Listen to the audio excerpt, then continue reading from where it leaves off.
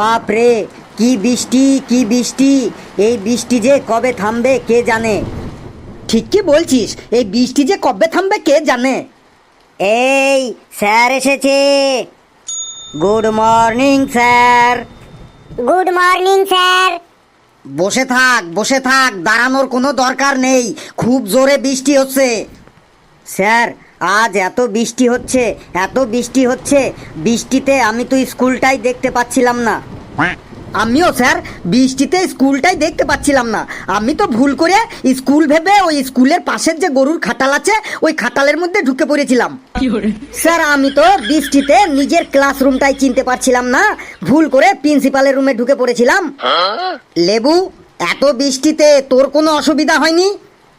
হ্যাঁ স্যার, হয়েছে। আমি তো বাড়ি থেকে বেরিয়ে রাস্তায় সবাইকে জিজ্ঞাসা করতে করতে স্কুলটাতে আসলাম। লেবু, একটু বাড়াবাড়ি বলে ফেললি না? স্যার, যেটো হয়েছে সেটাই বললাম। স্যার, আমি আমার অসুবিধার কথা বলবো? না থাক, আর কাউকে অসুবিধার কথা বলতে হবে না। এই বৃষ্টি দু একদিনের মধ্যেই কমে যাবে। এবার চুপচাপ বস তোরা, না হলে এমন পেদানি খাবি যে তোরা আর কেউ রাস্তা চিনে বাড়ি যেতে পারবি না। স্যার, একটা ভেরি ভেরি ইম্পর্ট্যান্ট কথা বলবো, আমার কথা শুনবেন? বল, তোর আবার কি কথা শুনি। স্যার, কয়েকদিনের জন্য স্কুলটা ছুটি দিয়ে দিন। আশেপাশে সব স্কুলে ছুটি পড়ে গেছে, বৃষ্টি কমলে আবার স্কুল ওপেন করবেন। ছুটি? আবার ছুটি কিসের? আমার কি ছুটির বাগান আছে যে তোরা যখন তখন ছুটি চাইবি আর আমি গাছ থেকে ছিঁড়ে ছিঁড়ে সবাইকে 5 কিলো 10 কিলো করে ছুটি দিয়ে দেব? স্যার, ছুটি যদি না দেন তাহলে আমাদের সবাইকে একটা করে রেনকোট দিন, যাতে আমরা রেনকোট পরে সবাই স্কুলে আসতে পারি। দাঁড়া ফেলু, আমি আমার বাগানে রেনকোটের গাছ লাগিয়েছি, গাছগুলিতে সবে রেনকোটের কুড়ি এসেছে। আগামী বছর পেয়ে যাবি সবাই একটা করে রেনকোট। স্যার, যদি ছুটিও না দেন রেনকোটও না দেন তাহলে আমাদের অন্তত একটা করে তিরপল মানে তাঁবু দেওয়ার ব্যবস্থা করুন, যাতে আমরা এই বৃষ্টিতে ওই তাঁবুটো গায়ে জড়াইয়ে স্কুলে আসতে পারি। হ্যাঁ স্যার, লেবু ঠিকই বলেছে, আমাদের সবাইকে একটা করে তাঁবু দেওয়ার ব্যবস্থা করুন। হ্যাঁ স্যার, তাঁবু দিন তাঁবু দিন। হ্যাঁ স্যার, তাঁবু দিন স্যার। ওই ওই ওই, চুপ, সবাই চুপ, না হলে কিন্তু আমি এখনই পেদানি শুরু করে দেব। না স্যার, পেদানি না দিয়ে তাঁবু দেওয়ার ব্যবস্থা করুন, না হলে বৃষ্টিতে ভিজলে আমার মাথাটা খুব টনটন করে আর আমার ফুল বডিটা ঝনঝন করে। স্যার, বল রামু, তোর আবার কি চাই? স্যার, এই নিন নোটিশ, প্রিন্সিপাল স্যার পাঠালো। ছুটির নোটিশ মনে হয়? তুই ঠিক কি বলেছিস, ছুটিরই নোটিশ মনে হচ্ছে। আমি তো আগেই বলেছিলাম ঠিক ছুটি দিয়ে দেবে। ধীরে রাধে সুস্থে খায়, দেরি হলেও অন্তত ছুটির নোটিশটা তো এলো। সবাই শান্ত হ, আর আমার কথাগুলো সবাই কান খাড়া করে শোন। হ্যাঁ স্যার, নোটিশটো তাড়াতাড়ি পড়ে শোনান। নোটিশটো শোনার জন্য আমার কানটো প্রথম থেকেই খাড়া হয়ে আছে। স্যার, এই নোটিশটা শোনার জন্য আমার কান দুটি 1 সপ্তাহ ধরে খাড়া হয়ে আছে। তাড়াতাড়ি পড়ুন স্যার নোটিশটা। শোন, প্রিয় গুণধর ছাত্রছাত্রীরা, সবাইকে জানানো হচ্ছে যে নতুন বছরের ক্লাস শুরু হয়েছে 6 মাস হয়ে গেল, কিন্তু তোমরা এখনো তোমাদের স্কুল ফিস জমা করনি। তোমাদের কঠোরভাবে জানানো হচ্ছে যে আগামী 7 দিনের মধ্যে তোমরা তোমাদের স্কুল ফিস প্রিন্সিপাল অফিসে জমা করে দেবে।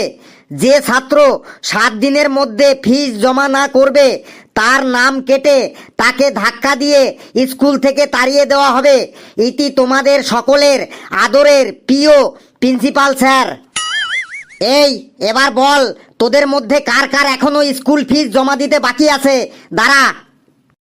আরে বাপ রে বাপ, পেশি ছাড়া কেউ তো স্কুল ফিস জমা করিসনি। তোরা এখনো স্কুল ফিস জমা করিসনি কেন? স্যার, একটা কথা আছে, কর্ম করে যাও, ফলের চিন্তা করো না। ঘেটু, তুই আমাকে বেশি আর জ্ঞানের কথা শেখাস না। কিরে কালু, তুই এখনো স্কুল ফিস জমা করিসনি কেন বল? স্যার আমি কিভাবে স্কুল ফিস জমা করব? কিভাবে মানে? তুই পেটিএম কর, ফোন পে কর, গুগল পে কর, চেক দে, অ্যাকাউন্টে ট্রান্সফার কর। স্যার কিভাবে দেব মানে ওটা না, আমি বলতে চাইছি আমাদের এখন কাজকর্ম ঠিকঠাক চলছে না। বাড়িতে অনেকগুলো ছোট ছোট ভাই বোন আছে, সবার খাবার দাবার আবার সবার জামা কাপড় কিনতে কিনতেই সব টাকা শেষ হয়ে যায়, তাহলে ফিস কিভাবে দেব স্যার? খাবার দাবার একটু কম করে খা, জামা কাপড় একটু কম করে পর, ফুল হাতা জামা বাদ দিয়ে হাফ হাতা জামা পর, ফুল প্যান্ট বাদ দিয়ে হাফ প্যান্ট পর, মাছ মাংস না খেয়ে সোয়াবিন খা, দেখ ঠিক ফিসের টাকা উঠে আসবে। 7 দিনের মধ্যে তুই ফিস জমা করবি, মনে থাকে জানো? কিরে লেবু, তুই ফিস জমা করিসনি কেন?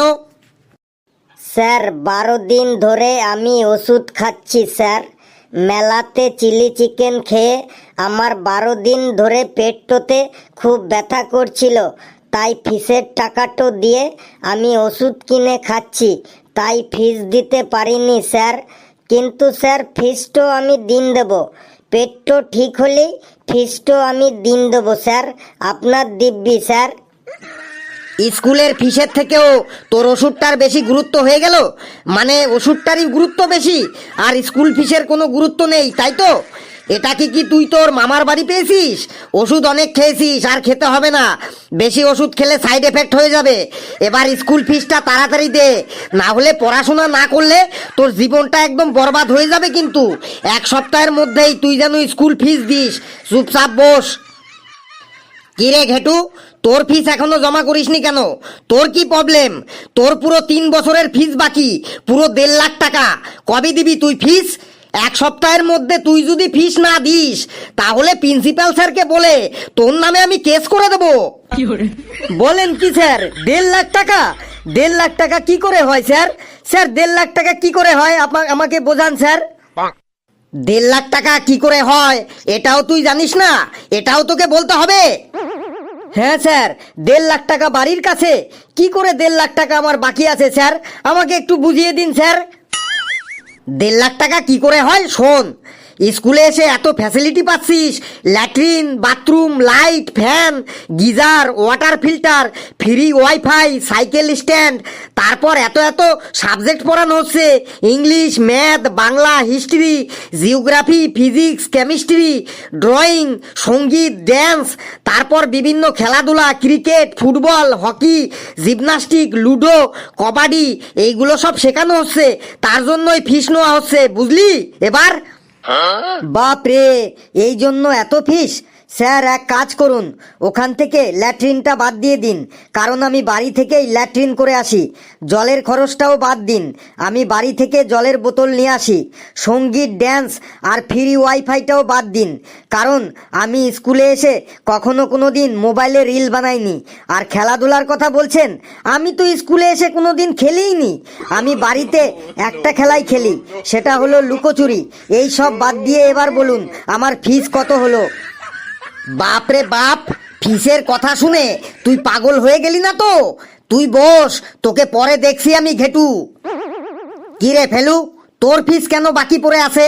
তোর বাবাকে বলিসনি 1 বছর ধরে তোর ফিস বাকি পড়ে আছে?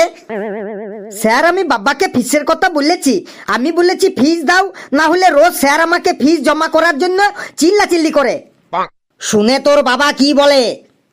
স্যার বাবা বললে স্যাররা চিল্লাই তো ওনাদের চিল্লাতে দে, প্রথমে কিছুদিন চিল্লাবে, তারপরে চুপচাপ হয়ে যাবে, তারপর সব ভুলে যাবে।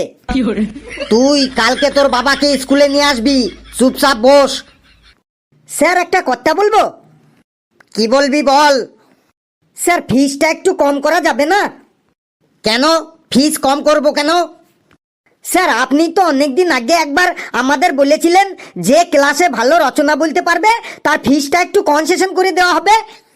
হ্যাঁ স্যার, আপনি বলেছিলেন এটা। হ্যাঁ স্যার, এই কথাটাই আপনি বলেছিলেন বটে। হ্যাঁ আমি বলেছিলাম, কিন্তু তুই যা রচনা বলিস ওগুলো আবার রচনা হলো? উল্টো পাল্টা যা তোর মুখে আসে তাই তুই বলে দিস। না স্যার, ধরুন আপনি যে কোনো রচনা ধরুন, দেখুন একটু উল্টো পাল্টা বলবো না। বেশ,